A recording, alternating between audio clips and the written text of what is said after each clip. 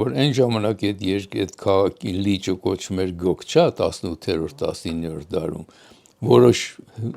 մուսուլման բնակիչների կողմից Գոկչա էր կոչվում, իսկ հայերի կողմից Սևան, այդ ժամանակ Ադրբեջան պետություն գոյություն չուներ, որ ադրբեջանական անվանում լիներ դա։ Ադրբեջանը ստեղծվել ծնվել է 1918 թվականին։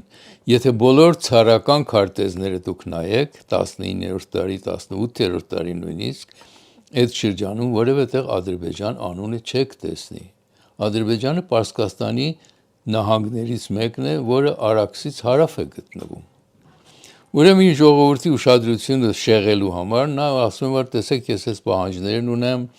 եւ այսօր էլ հայտարարում է, որ ադրբեջանցիները, որոնք Հայաստանում են ապրում, պետք է վերադառնան իրենց հայրենիքը, այսպես ասած, ծննդավայրը։ Մենք ավելի մեծ պահանջ ունենք Ադրբեջանից։ Չգիտեմ ինչու չենք դա բացահայտում։ Երբ որ 1991-ին պատերազմի ժամանակ Ադրբեջանը 300,000-ից ավել հայություն Ադրբեջանից վտարեց, մի հատ ձեռքի պայուսակով դուրս եկան բոլոր իրենց տներից եւ եկան, նրանց ունեցվածքը յուրացրեցին։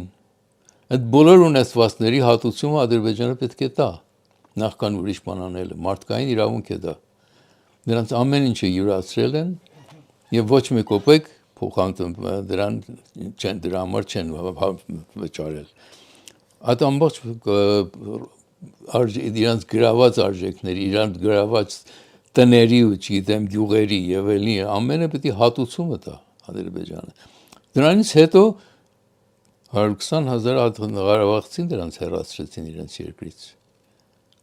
Նրանց հատուցումն էլ պետք է տա Ադրբեջանը, քանի որ նրանց պարտադրված հեռացել են իրենց երկրից։